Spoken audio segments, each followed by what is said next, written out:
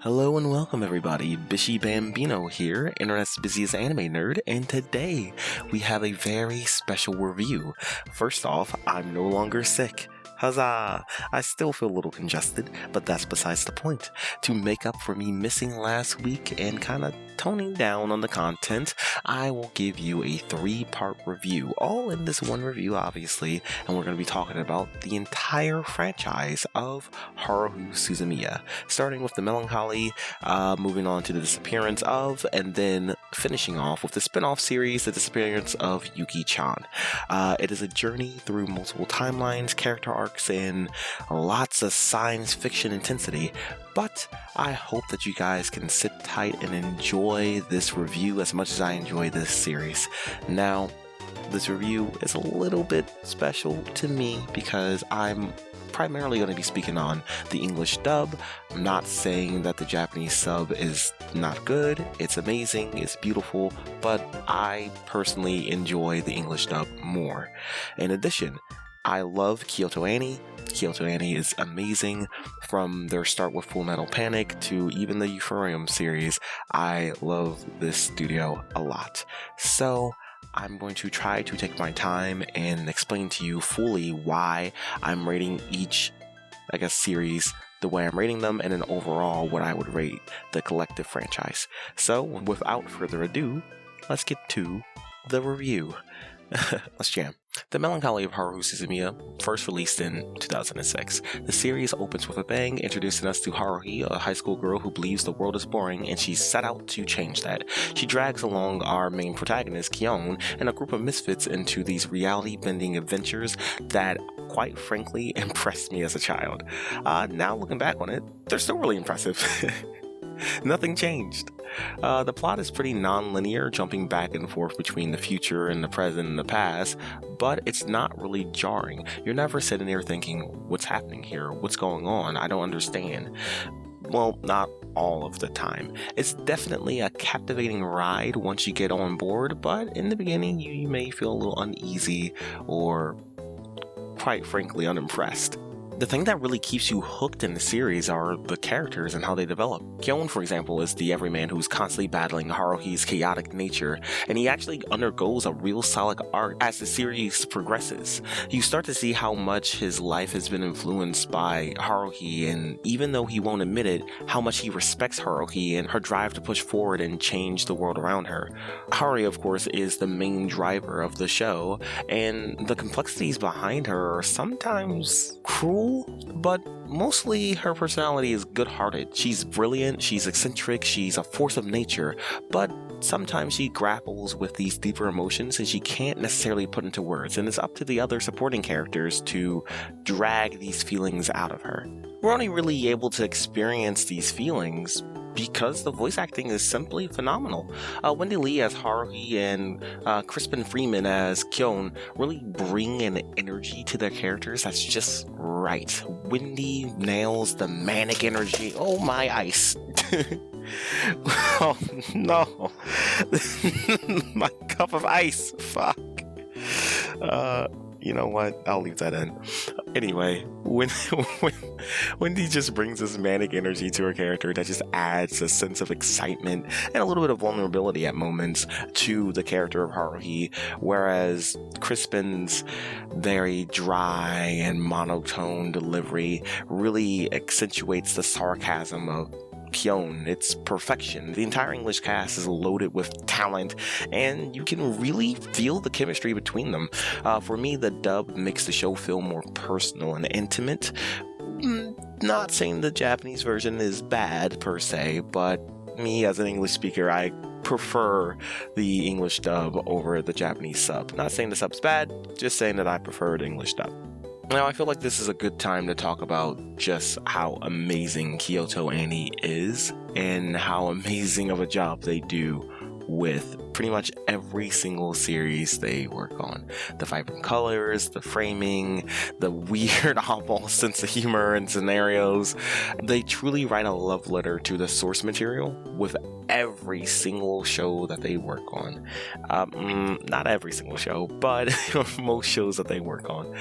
I really love the Kyoto Annie style. They really you see where the moe aesthetic came from, especially when you see the later works like K-On!, Clannad, so on and so forth. So I don't really know what to say here other than phenomenal stuff. I think this is a testament to Tetsuya's directing for the series. He really understands how to pace out a series and make the times where things are a little bit more disjointed feel like fluid and connect in a non-chronological way. It's hard to explain, but once you experience it, you'll really understand what I mean by this. Things kind of happen, but the tension is never just lost. There's always a reason for it, and with a little bit of thinking and a little bit of patience, the answer will present itself. This overall is intertwined with the editing of the series. It can feel a bit off sometimes, especially with how the story is a little bit non-linear, especially in the case of a certain 8 episodes that will not be spoken of. Understandably, if you do watch the series for the first time, this may be a little bit frustrating. I know I said in the beginning that it's not that bad, but that's for me. I've watched this a couple of times already. First time can be a little bit frustrating. However, I think that the editing does serve thematic purpose, and it makes you feel trapped within the anime itself. You have a love-hate relationship with this, but it overall comes together in a collective and meaningful way. Overall, I would give the Melancholy of Haruhi Suzumiya a 9 out of 10. It is truly an excellent show, an excellent series. I think anybody who spends the time to actually watch this would enjoy their time watching the show. The only reason why I'm giving it a 9 out of 10 is primarily because of season 2. There are some logistical reasons for that, and there's budget and budgetary constraints, timing, and so on and so forth that just got in the way of season 2 really being as standout as season 1. Not saying that it's horrible by any means, no, but it feels a lot shorter than season 1, and therefore I don't think I could give it the 10 out of 10 that I would give season 1. So, the Melancholy of Haruhi Suzumiya is definitely a must-watch, excellent series, a landmark series that is well worth watching, especially if you're a fan of creative storytelling, deep character development, and some seriously funny dialogue. It's quirky, it's philosophical, it's amazing, and you should definitely watch it. 2010's The Disappearance of Haruhi Suzumiya was absolutely phenomenal. I'm gonna let you know right now, this is a 10 out of 10 movie. 10 out of 10 movie. I can't even express how much love and joy I got from watching this movie. The movie is a perfect continuation of the series. The movie focuses on Ki-On, who wakes up in an unfamiliar place.